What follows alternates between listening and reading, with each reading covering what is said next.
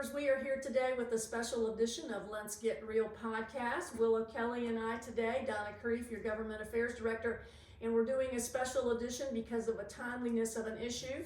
Just earlier this week, the North Carolina Department of Insurance released a press release indicating that the North Carolina Rate Bureau had filed a dwelling policy rate increase. Once again, well, it's not the week of Thanksgiving, or the no, week it's not. right after Thanksgiving, which usually these rate filings That's right. occur. Well, they filed it on October the 30th, and then they did the press release on November the 3rd. The public comment period, which we want to talk about a little bit more in depth as we get into it, is later in November, and we're going to be sending out something to all the local governments, trying to get them to solicit comments from the general public. But we want to make sure that our members know to send in comments to the North Carolina Department of Insurance, to Commissioner Mike Causey. Those comments need to be in by November the 19th. So let's just give you a little bit of details about the rate increase. Yeah, and then with that public comment, hopefully, working with NC Realtors on this issue as well, that they'll be sending something out, because this is statewide. It's not just affecting us here in Eastern North Carolina, but it is affecting the entire state. First, I think we need to differentiate between a dwelling rate filing and a homeowner's rate filing. So dwelling policies, and hopefully you've been with us on this 20+ year journey on these rate filings, that or if you're new, a dwelling policy typically covers second homes, short-term rentals, and vacation rentals, long-term rentals. It's if, hey, you're renting your house out, couldn't sell your house, whatnot, or moved out, you wanted it for a long-term rental, it affects those policies as well. Some short-term rentals, long-term rentals, and working with your insurance agent, you might have an HO policy, a homeowner's policy. But dwelling policies typically have less coverage. Yes. They typically are not full replacement cost. There's no liability associated. Right, there's no liability. It's only the structure, right? A dwelling policy, structure, fire, etc. On fire, no liability. On a homeowner's policy, it's fire liability.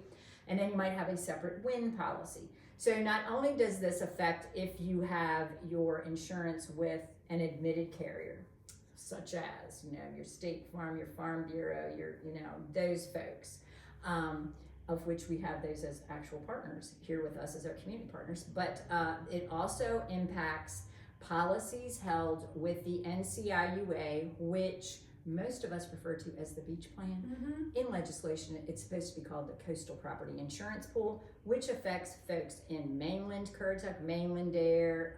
It affects the beach areas of Dare and Currituck County, as well as 18 Eastern North Carolina counties, if you have a dwelling only policy with the beach plan, or if you have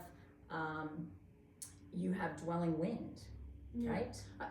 I checked mine yesterday to see what my policy was with them, and it's a homeowner's, but it wasn't a dwelling. But if you have a dwelling policy with the NCIUA, the beach plan, you're going to be impacted by this. This is pretty big. And Donna, you and I were just talking. When was the last rate filing done on dwelling policies? So, and this is what's kind of misleading when you read the press release. The last filing was in 2023, but those rates didn't become effective until November 1st of 2024. So that's stop the press. So they filed the rate increase just shy, 2 days shy of the rates going into effect. And so in 2024. In 2024, yeah. So 12 months. Right. Later, they're filing an increase, and this time the increase is not just for 1 year, but it's for 2 years. Okay. Double digits. Let me make sure I understand this so you understand it too. So the Rate Bureau, of which North Carolina is the only state in the country that has a Rate Bureau that then, collaboratively with all of the insurance companies in the state. Members, They're members of the Rate Bureau. The Rate Bureau looks at loss history statewide. Yes, it's like a for 5 years. They look at document. Projected modeled losses statewide. We're all broken out into territories, either through counties or multiple counties together by territories, and then they come up with a proposed rate for that territory. So it's not like everybody shares in what could be the worst case scenario. It's what's yours, and then how this all might work, and what we need to first have a reasonable rate, right? An adequate rate. reasonable profit. That's what I was looking for. It's the rate has to be based on adequacy, a reasonable profit for the companies to be able to stay in business, and it has to be based on loss history, But etc. they can't be excessive. Okay, Yeah. so you said that the last rate filing on dwelling policies went into effect November 1st, 2024. Yes. We are just 1 year, but let's Yes. keep this in mind. Not everybody's policy renewed November 1st, 2024. So in filing this rate filing, they have not, and we argue this every time there's a rate filing, there has not been adequate time to address the effectiveness and the adequacy right. of the rate that's already That's right. in place. Because my policy didn't renew until like July. Some folks, homeowners policies didn't renew until October. Or what about like October 29th? So they haven't been able to gauge the effectiveness and the adequacy of that rate.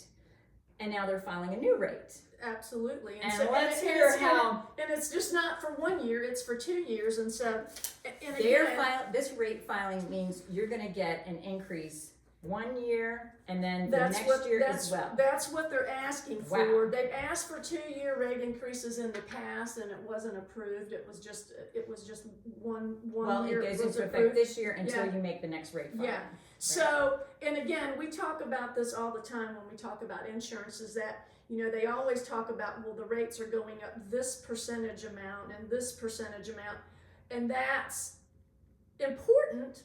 But the other important factor to look at is that dollar amount, because for us here on the coast, our base rates are so much higher than other areas. So let's just look at the Yeah, figures here. percentages are so skewed. Right, And I brought right. that up in the big break. You know, 40% to Raleigh is 40% on what? Right. Versus what are they asking for here, actually? Just So- let's look at the barrier island. Okay, so for both years, they're the same rate that they're asking for both years. So the rate for Territory 110, which is the beaches of Dare and Currituck County, Barrier Island the portion. Barrier Island, the beaches of Dare, So Corolla Currituck, River, all the and way down Hyde, to yeah. like it's a South 40, Nixon. it's a 40.6% increase 41%, each year. you might as well say. Yeah, 41%. So, Yeah. if approved as presented, you could see your dwelling policy on your short-term rental go up 41% almost 1 year and 41% the next year. So you're almost looking at doubling your Right. insurance. Right, and Premium. so yeah, and then for Territory Happy day. 130, which are the other areas of Currituck, Dare, Hyde, and Pamlico counties, they bring Pamlico into it on this. It's a 37.4%, and so those dollar amounts though are what needs to be looked at. I ran some brief math, just some real quick math, and it's like $100 over the Let's see course this. of 2 years. Well, this has got all kinds of greedy Well, now, numbers because in it. I yeah. want to see in the western part of the state. So Allegheny Ashbuncombe, you're looking Yes. at what's the rate? Yeah, so let me see what I got here. So, and this is, so when they file, the rate bureau's filing just is giving numbers on a $15,000 worth of coverage, which is just not practical. So I went through and did some, You did it up to like $400,000 $400,000 average cost. $400,000 with the key factors like they use, the fire, the extended coverage, most of this. So based on that rate increase, $400,000, your policy would be $7,300. Right, and we know it doesn't like per 15,000. No, it's not- it's not. That, but if you No. apply it to Yeah. all of them, that's kind of like, okay, this is what it could be. Okay, so same thing for us would be $7,300. In the city of Charlotte, $1,400. And then let's go to where we just saw all of that destruction from Hurricane Helene. Let's see. That would be in Cherokee the City. $1,400, $1,300. Yeah. Yeah. So still, the Right. bulk of the policy increases are once again in the coastal areas of North Carolina. We're- It's not about the spread of risk. And when they developed these territories, they narrowed the risk. Because folks over here says, well, I don't want to have to pay more because I'm subsidizing, the Right, coast. coastal development. And we proved 10 years ago that the coast was not being subsidized by inland policies. Actually, every dollar that we paid, much less went to pay for losses than it did inland.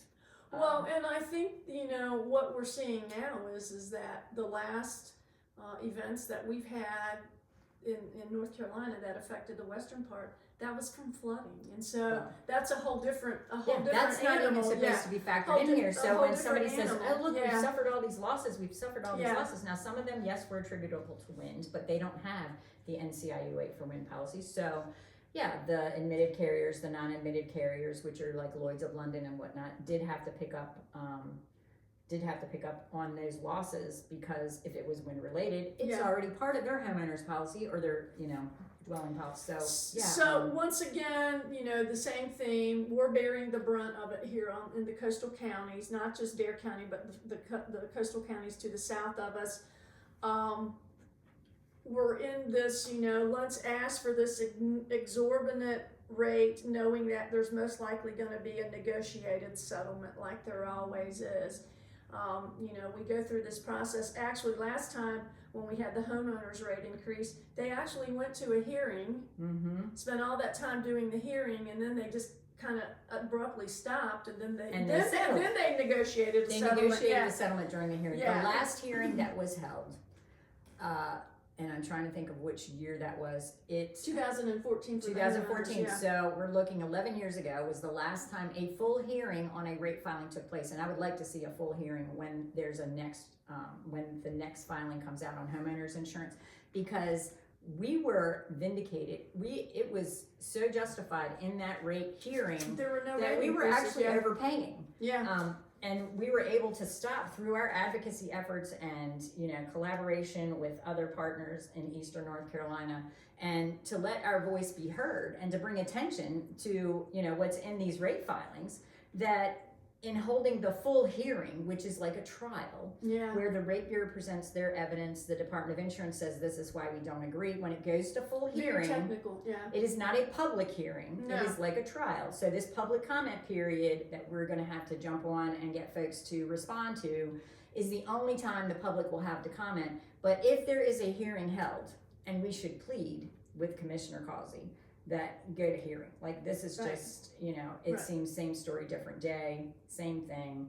And I think that needs to be what we have in part of our message this time, is that not just do we want a hearing, we want a hearing to be held to its completion, and that there be a ruling in that, and not that negotiated settlement again. So because transparency, where's the transparency in this process? This rate filing is Greek to anyone that is it's general very, public trying to get well. through It's it. like I think it was 563 pages this time. Which might have only been the document, the first document with the probably other and supporting documents. It would have been over 1,000 pages. Which it's most people aren't going to pay any attention to it, and I think a lot of people are going to hear, oh, well, it's not a homeowner's policy, so it's not going to affect me. I don't really feel the need to send in public comment, and that's just not helpful. For us, it's very impactful because we have so many second home here and vacation rental here, but it's the way that they operate, and you can rest assured that homeowner rate increase will be filed once they get out from under that established deadline of 2027. And so it's coming, folks. And so we got to deal with this one now. The public comments for this need to be in by November the 19th. There is an email address that you can send comments to. You can send written comments. Are we going to send out something to our membership to have this information? I mean, I can say it today. It's a shame this came out right after NCR convention, because it would have been a great topic to discuss in the legislative committee. Yeah, and so our we'll general have membership to meeting talk too, with Katie Thomas, Pam Melton at NCR to see what they're going to do, but we will definitely make sure that you are informed, you have talking points, and that you will be able to submit comments on this filing. This is what scares me, is that, okay, so if you have a mortgage, you're required to have insurance, right? And so with that, your hands are tied. You have to have it. Now you can, please work with your insurance agent on, could you take a higher deductible to get a lower premium? Are there things you could do to your structure, to get a lower premium, to improve the sustainability, fortified roof, get you a little bit of discount. So, in working with your agent, that's the first thing that you should do. But when rates go into effect, as they did in November of last year on these dwelling policies and these short-term rentals, you have to pay it. Like, yeah, you've got to work with your insurance agent, and it's required. The bank is going to pay it for you. You have to have it, and you don't. So my fear is where we just keep moving. Like, we just got our policy here on the building for wind. It went up 36% in 1 year. I don't doubt so that. we didn't look at that, in the budget. How are you going to budget as a property owner on a short-term rental what your rent's going to be? Well, this is a moving target. I mean, Yeah. it's moving every year. What are you going to charge people? And then, positive cash flow doesn't exist anymore. But when do we, we talk about this all the time with homeowners insurance policies, it definitely affects the affordability of housing. Now they're going to argue, well, no, this is not short-term rentals. This is long-term rentals, and then it's crappy coverage. Dwelling policy. Sorry, folks, but don't have a dwelling policy if you can, can not have one, and you can negotiate and get a homeowners policy, because dwelling policies, again, no liability, and then replacement cost versus actual cash value. Yes. Or replacement cost versus depreciated value. Dwelling policies, to my knowledge, do not cover full replacements, pennies on the dollar. So. Yeah. So anyway, again, special edition of the podcast today. We'll be getting this information out. There is some timeliness to it. The 19th of November is the deadline for public comment. We had a very good response last time for the homeowners rate increase filing. We hope we have the similar response rate. It only takes just a little bit of time to send that email, but we will be sending out talking points, and if you would, please follow up on that, because it's vitally important that we let Commissioner Causey know that these dwelling rate increases are just not reasonable, and that they do have an impact on us that needs to be avoided. I mean, a little bit of profit is understandable, but 40% back-to-back years, so effectively 80%, I don't think in anybody's world that's considered reasonable. Certainly not in mine. Right. Yeah. And then also, just looking at our loss history, and I think it was from 2019 to 2023, 19, 20, 21, 22, 23, I think is the loss history years that they're using in this filing. Flood is not part of those losses. Part of it, and that's where so 40%. I mean, my gosh. We also will be getting this out to all of our property managers. So pay attention, property manager, broker in charge. This is where you need to get this call for action from us. Share it with your homeowners so that they're informed and engaged and can participate as well.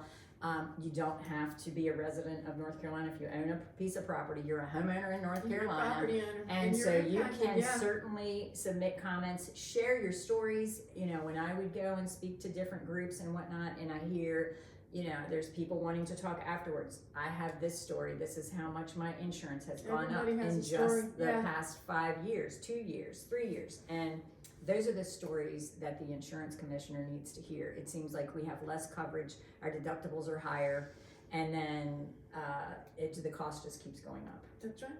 So anyway, I think that covers it for today. We always like to talk about insurance, and unfortunately it seems we talk about it more than we need to. And it's funny because Sam Walker had reached out to me, and he had emailed me the other day when he got wind of this, and that's how he opened his email was, "It seems like I just finished reporting on this," and I was like saying, Yes, so we anyway. did. We need to let our local elected officials know. Yes, I'm going to send out something today to all of the towns and to the county to ask them to post it on their webpage. I spoke to at the public comment the other day, the town of Southern Shores. I was there, and so it was timely for me to do that. Great. And it's vitally important that people take that just a few minutes to put those talking points that we develop in an email and send it to Causey and say, no, we just don't want this, Commissioner Causey. There you go. Thank you so much. Because, Donna, we always like to say we have a seat at the table. We are keeping you informed. That's right. Hopefully you are being engaged and you participate, you take action, because if real estate is your profession, politics is your business. That's right.